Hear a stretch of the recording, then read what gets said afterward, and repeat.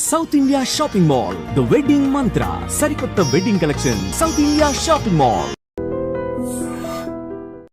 Hi hello నమస్తే welcome back to our channel. నేను మీ వైషు.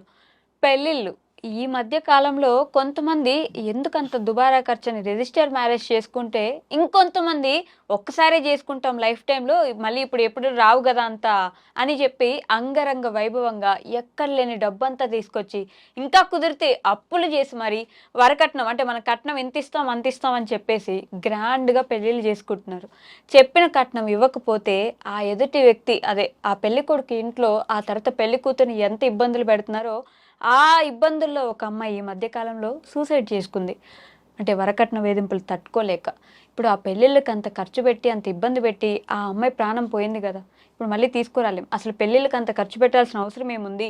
ఇంకా కట్నం కోసం ఇది చేసే వాళ్ళు ఉన్నారంటే వాళ్ళ గురించి ఏమనాలి? ఈ విషయం గురించి మాట్లాడడానికి ఈరోజు నాతో పాటు సోషల్ యాక్టివిస్ట్ కృష్ణకుమారి గారు ఉన్నారు. మేడంతో మాట్లాడదాం. Hello ma'am. హలో, నమస్తే. నమస్తే. పెళ్ళిళ్ళు అంటే నిజంగానే ఒకసారి వస్తుంది జీవితంలో అని అంగరంగ వైభవంగా, అంటే మరీ అంత అంగరంగ వైభవంగా ఈ మధ్య కాలంలో అసలు ఘోరంగా సినిమా వాళ్ళ సెలబ్రిటీస్ కంటే మామూలు పెళ్ళిళ్ళే చాలా బాగా జరుగుతున్నాయి. అంతంత ఖర్చులు పెట్టి పెళ్లి చేసుకొని కట్నాలు ఎంతెంత ఇస్తామని చెప్పేసి ఇబ్బంది పెడుతున్నట్టే కదా మ్యామ్. ఏమంటారు అసలు ఈ సిచ్యువేషన్ ఎలా చూడాలి? పెళ్ళి అనేది ఒక వేడుక స్థాయి నుంచి ఒక ఇండస్ట్రీ స్థాయికి మారిపోయింది. రైట్. ఒక పరిశ్రమ.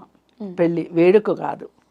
అంటే ఈ స్థితికి తీసుకొచ్చిన వాళ్ళల్లో మహానుభావులు మొదటిగా మాట్లాడుకుంటే జయలలిత దగ్గర నుంచి, జయలలిత ఇంట్లో పెళ్ళి అతి ఖరీదైన పెళ్ళి.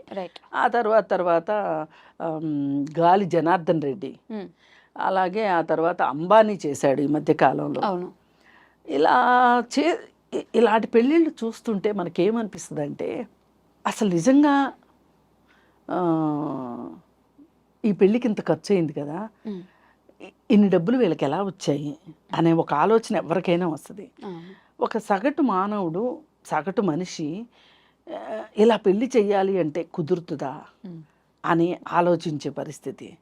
అలాగే ఒక మధ్యతరగతి వాళ్ళు పెళ్ళి చేసిన తర్వాత, పెళ్ళి చేసినంతసేపు ఏం అర్థం కాదు. పెళ్ళి అయిపోయిన తర్వాత కొన్ని సెటిల్ చేయాల్సినవి ఉంటాయి. వంట వాళ్ళకి డబ్బులు ఇచ్చేది, డెకరేషన్ వాళ్ళకి డబ్బులు ఇచ్చేది, ఫోటోలు వాళ్ళకి డబ్బులు ఇచ్చేది, లేదు మనం ఒక బస్సు హైర్ చేసుకుంటే దానికి డబ్బులు ఇచ్చేది. ఇలా పెళ్ళి అయిన వెంటనే ఒకళ్ళ తర్వాత ఒకళ్ళు వస్తూ ఉంటారు ఇంటికి. మగ పెళ్లి వారికైనా ఆడపెళ్లి వారికైనా వాళ్ళందరికీ మనం వాయిదాలు పెట్టుకోకుండా డబ్బులు ఇవ్వగలిగే పరిస్థితిలో ఉన్నామా అంటే ఖర్చు పెట్టే ముందు ఒక్కసారి ఆలోచించుకోవాలి. ఇప్పుడు ఈ పెళ్ళికి ఎంత ఖర్చు అవుతుంది, అసలు ఈ డబ్బులు ఎక్కడి నుంచి వస్తున్నాయి, అసలు నిజంగా మన దగ్గర ఈ డబ్బులు ఉన్నాయా లేవా, ఒకవేళ లేకపోతే ఏంటి పరిస్థితి, ఇలా రకరకాలుగా ఆలోచించి మాత్రమే ఖర్చు పెట్టుకోవాలి తప్పితే అనవసరమైన ఆడంబరాలకి పోయి వాళ్ళు చేశారని వీళ్ళు చేశారని, ఇందాక మీరు అన్నట్లు జీవితంలో ఒక్కసారి వచ్చే వేడుకే కదా అని చేసుకుంటే అప్పులు పాలైతే. ఇప్పుడు ఒక మధ్యతరగతి యువకుడు పెళ్లి చేసుకున్నాడు అనుకోండి, అతను పెళ్ళికి అప్పు చేశాడు అనుకోండి, పెళ్ళి అయిన తర్వాత ఒక 2-3 ఏళ్ళు పడుతుంది ఈ అప్పులు తీర్చుకుంటానికి. ఈలోపు పిల్లలు వచ్చేస్తారు. ఈ పిల్లలు డెలివరీ ఖర్చులు, ఆ ఖర్చులు, ఈ ఖర్చులు, వాళ్ళకి ఒంట్లో బాగోలేక ఆ పుట్టిన దగ్గర నుంచి ఖర్చు, అది అయిపోయిన తర్వాత స్కూల్లో వేసేదానికి ఖర్చు. ఇప్పుడు వీడు ఈ పెళ్లి కోసం చేసిన అప్పు తీర్చేలోపు ఈ పిల్లలు ఎదిగొస్తూ ఉంటారు, స్కూల్కి వెళ్ళే వయసు వస్తుంది. ఇప్పుడు స్కూల్కి వెళ్ళే వయసు వచ్చింది అంటే పిల్లల్ని ఇవాళ నేను చదువుకోలేదు కాబట్టి నా పిల్లల్ని బాగా చదివించుకోవాలి, ఆ చదువు కోసం కష్టపడటం, అంటే జీవితం అంతా ఖర్చు పెట్టాల్సి రావడము, ఆ ఖర్చుల కోసం అప్పులు చేయడము, ఆ అప్పులు తీర్చుకోవడంతోనే జీవితం అంతా గడిచిపోతుంది. అసలు జీవితంలో హ్యాపీనెస్ ఎక్కడ ఉంటుంది? ఇంకా ఒక పెళ్లి చేసుకున్నాను అనే సంతోషం ఎక్కడి నుంచి వస్తుంది? ఇది మధ్యతరగతి వాళ్ళ విషయం. ఇంకా కొంచెం ఎగువ మధ్యతరగతి వాళ్ళు అనుకోండి, వాళ్ళు కూడా డబ్బులు ఊరికే రావు అని ఆయన చెప్తుంటాడు కదా, లలితా జ్యువెలర్స్ ఆయన చెప్పినట్టు, ఏదో స్థలమో పొలమో ఏదో ఒకటి అమ్మితేనో, లేకపోతే తండ్రి రిటైర్ అయితే రిటైర్మెంట్ బెనిఫిట్స్, లేకపోతే ఏవో ఆ డబ్బులు ఖర్చు పెట్టి పెళ్ళిళ్ళు చేయాల్సిందే. కానీ మామూలు వాళ్ళు అంటే బ్యాంకులకి డబ్బులు ఎగ్గొట్టేవాళ్ళు, గాలి జనార్దన్ రెడ్డి లాగా దొంగ కాంట్రాక్టులు చేసి డబ్బులు సంపాదించేవాళ్ళు, లేదు జయలలిత లాగా అధికారంతో, రాజకీయ అధికారంతో అవినీతికి పాల్పడి అవినీతి డబ్బులు, లేకపోతే అంబానీ లాంటి వాళ్ళు ప్రభుత్వాలకి కొమ్ముగాసి అక్రమ మార్గాల ద్వారా డబ్బులు సంపాదించే వాళ్ళు ఖర్చు పెట్టగలుగుతారు, కానీ మామూలు వాళ్ళు ఖర్చు పెట్టలేరు కదా.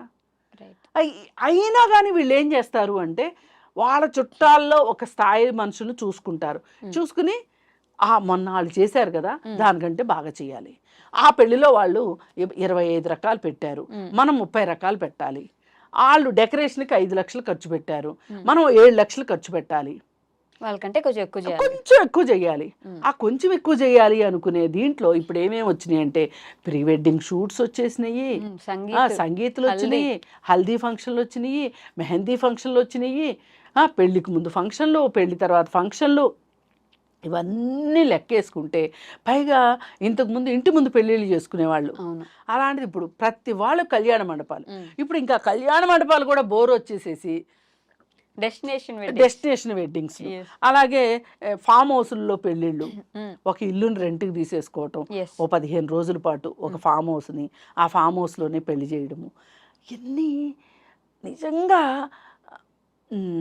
అందరూ డబ్బులుండే చేస్తున్నారా అంటే ఉద్యోగస్తులు అయితే పర్సనల్ లోన్లు పెట్టి పెళ్ళిళ్ళు చేసుకుంటున్నారు, మళ్ళీ ఈ పర్సనల్ లోను తీర్చడం కోసం నెలకింత అని చెప్పి కట్టుకోవాల్సి వస్తుంది, ఇన్స్టాల్మెంట్ పే చేయాల్సి వస్తుంది. ఎవ్వరూ హ్యాపీగా లేరు ఈ పెళ్ళిళ్ళతోటి.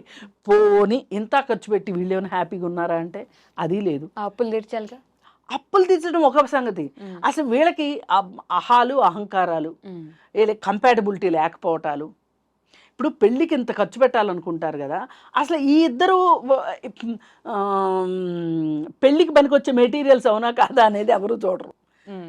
ప్రీ మ్యారిటల్ కౌన్సిలింగ్ తీసుకోండి, అసలు మీరు ఈ పెళ్ళికి సెట్ అవుతారా లేదా, జాతకాలు కలుస్తున్నాయా లేదా అనేది కాదు, ఇవాళ కలవాల్సినవి రెండే, హెల్త్ పరంగా ఇద్దరు బాగున్నారా లేదా, అబద్ధాలు లేకుండా ఈ పెళ్లి జరుగుతుందా లేదా, అలాగే వీళ్ళిద్దరు మనస్తత్వాలు కలుస్తాయా లేదా అనేది ఈ 3 చూడాలి. ఆ అబ్బాయి ఉద్యోగం చేస్తున్నాడు అంటే ఖచ్చితంగా పే స్లిప్లు చూపించాల్సిందే, అలాగే ఆరోగ్యం బాగుందా లేదా అంటే హెల్త్ టెస్టులు చేయించుకోవాల్సిందే. ఇవన్నీ అంటే అమ్మాయికి మినహాయింపులు ఉన్నాయని కదా, అమ్మాయి ఉద్యోగం చేస్తుంటే కూడా అమ్మాయి పే స్లిప్పులు చూపించాల్సిందే, అలాగే ఈ అమ్మాయి హెల్త్ రికార్డు ఇవ్వాల్సిందే, అలాగే వీళ్ళిద్దరూ కలిసి ప్రీ మ్యారిటల్ కౌన్సిలింగ్కి వెళ్ళాల్సిందే. అయితే అప్పుడు అది పెళ్ళికి ఒక క్వాలిఫికేషను, అంతేగాని ఇవన్నీ వదిలేసి పెళ్ళికి ముందే ప్రీ వెడ్డింగ్ షూట్స్, అలాగే అవి శృతి మించి శృంగార యాత్రలు అయిపోవడము, ఇవన్నీ మనం చూస్తున్నాం. ఈ పెళ్ళిళ్ళలో ఆ పెళ్ళి జరిగే విధానం కూడా చాలా దరిద్రంగా చేసేసారు. ఇవాళ అసలు ఫోటోగ్రాఫర్లే పెళ్ళిళ్ళు చేసేస్తున్నారు, పంతుళ్ళు చేసే పెళ్లి కన్నా ఫోటోగ్రాఫర్లు చేసే పెళ్ళిళ్ళే ఎక్కువసేపు అవుతున్నాయి. అయితే ఇంత చేసిన తర్వాత వీళ్ళు బాగుంటున్నారా లేదా, ఇప్పుడు ఈ మహారాష్ట్రలో ఈ తాజా ఉదంతం ఇక్కడి నుంచే మొదలైంది.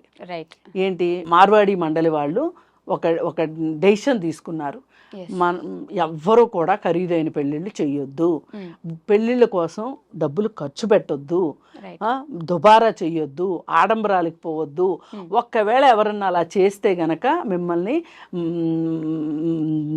ఆ మహారాష్ట్ర మండలి దగ్గర నుంచి మిమ్మల్ని పక్కన పెట్టేస్తాము అని చెప్పి ఈ నిర్ణయం తీసుకోవడానికి ఒక కారణం ఏంటి అంటే, ఈ రీసెంట్గా ఒక అమ్మాయికి పెళ్లి చేస్తే ఆ అమ్మాయి వరకట్న వేధింపులకి అలాగే అత్తింటి ఆరళ్ళకి తట్టుకోలేక ఆ అమ్మాయి సూసైడ్ చేసుకుని చనిపోయింది.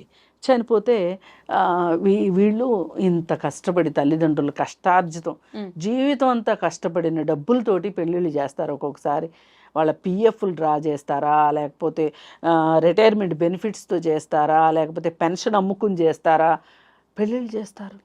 అలాగే ఎంత కొంత పొలం ఉంటే పొలం అమ్మి చేస్తారు, ఇవన్నీ చేస్తారు.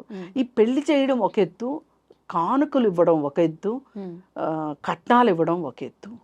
మళ్ళీ అలాగే మగ పెళ్ళి వాళ్ళకి లాంఛనాలని వాళ్ళకి మర్యాదలు చేయటం కోసం అని చెప్పి దానికి డబ్బులు ఖర్చులు, ఉమ్, ఇలా రకరకాలుగా ఖర్చులు పెట్టేయటం వల్ల అప్పుల పాలైపోతున్నారు. ఉమ్, తీరా ఇంత చేసి అప్పుల పాలైతే అయిపోయాము, మన అమ్మాయి సంతోషం కోసం కదా మనం చేసాము అనుకుంటే అమ్మాయి కూడా సంతోషంగా లేదనుకోండి, ఇంక వీళ్ళు ఇంత చేసి ఉపయోగం ఏంటి చెప్పండి.